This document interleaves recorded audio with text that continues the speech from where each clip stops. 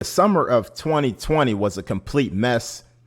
You know, that was the rebirth of BLM and Antifa. It actually picked up even more with the Jacob Blake shooting.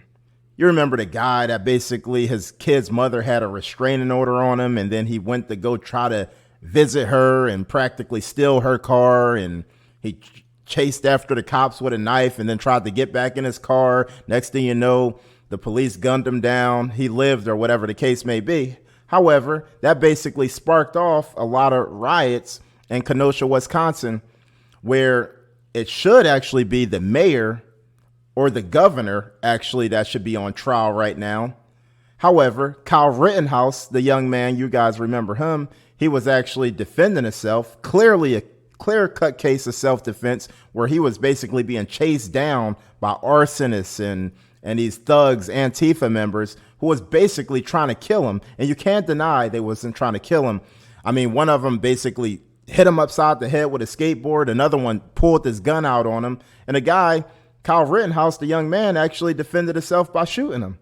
Now, at the most, if anything, you know, Kyle Rittenhouse was a 17-year-old. So the argument could be, was he supposed to have a gun? Wasn't he shouldn't have had a gun? Okay, we could have that argument. But at the most, the kid may deserve a gun charge at the most, but clearly not murder, clear-cut case of self-defense. I don't see how anybody could deny that. If somebody's trying to bang you upside the head with a skateboard, one guy's trying to stomp your head into the ground, and another guy's pulling his gun out on you. Meanwhile, you're retreating, trying to run to the other block where the actual police are to try to see if they can help you. You know, and a lot of people are saying, oh, white supremacists and Kyle Rittenhouse is a white supremacist. No. You just don't understand what was going on. The mayor told the Kenosha police to basically stand down and let the people have their way all night. Riots and looting was going on all around the country summer of 2020. So what could the police really do? They was told to stand down by their superiors.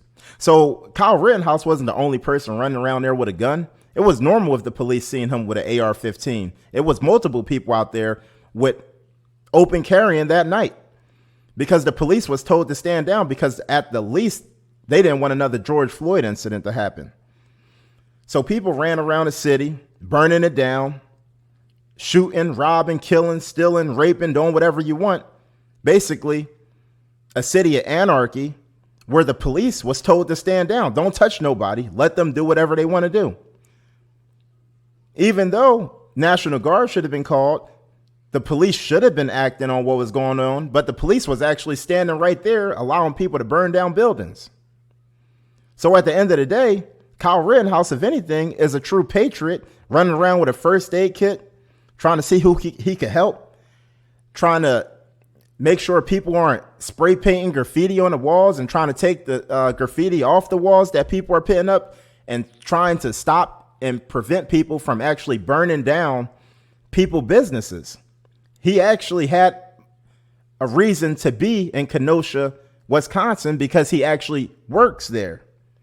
He does like a lot of community work there. And it was actually a few guys chasing him down to kill him. So, you know, basically, I want you guys to hear what the judge is saying, how he wants the case to be judged in court. Because don't take my word for it. I'm going to let you hear the judge say it. He doesn't want them to be called victims because they wasn't victims. They was arsonists. They was terrorists. Listen to what the judge got to say. The word victim is a loaded word. And I think alleged victim is a cousin to it. Let the evidence show what the evidence shows, and if the evidence shows that any or more than one of these people were engaging in arson, rioting, or looting, then I'm not going to tell the defense they can't call them that. Okay, Early Star co-anchor and attorney and legal reporter Laura Jarrett joins us now. Let me just make crystal clear what happened there in case people didn't get it.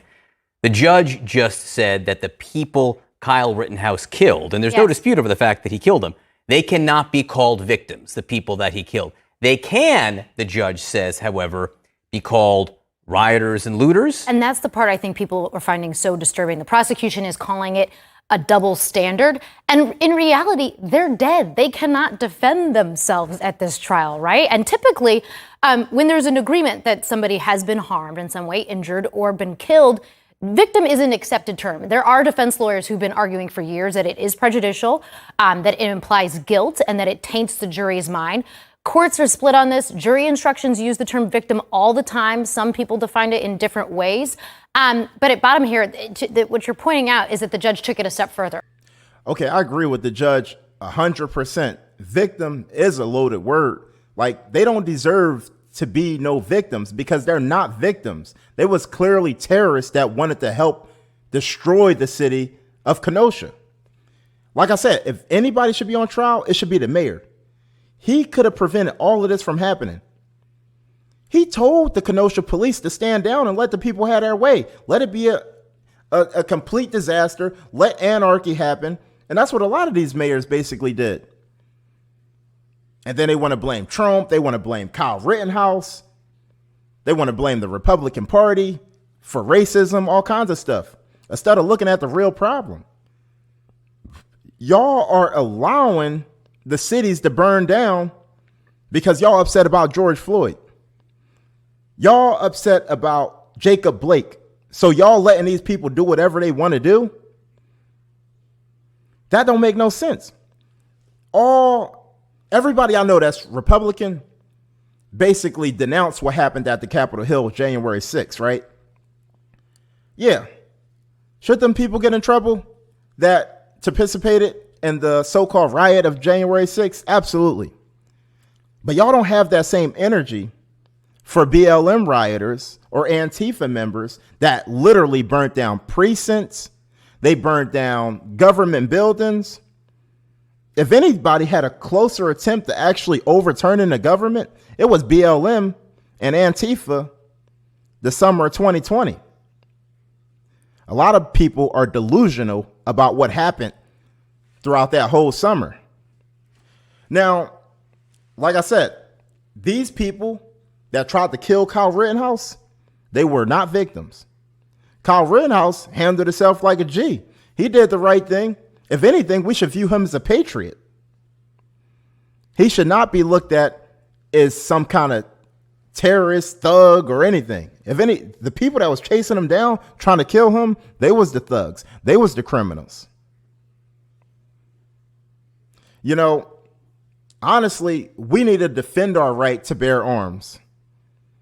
Imagine if he didn't have a gun that night. Now, do you think they was just coming to be friendly and say, hey, Kyle Rittenhouse, we don't want you here stopping us from burning down the police precinct and burning down the city, man. Can you just please go home? No, they was trying to kill that young man. He did what he needed to do to survive. And if he get charged with murder, the jury or whatever is completely rigged. There's no way anybody could say that he murdered them people. Two of the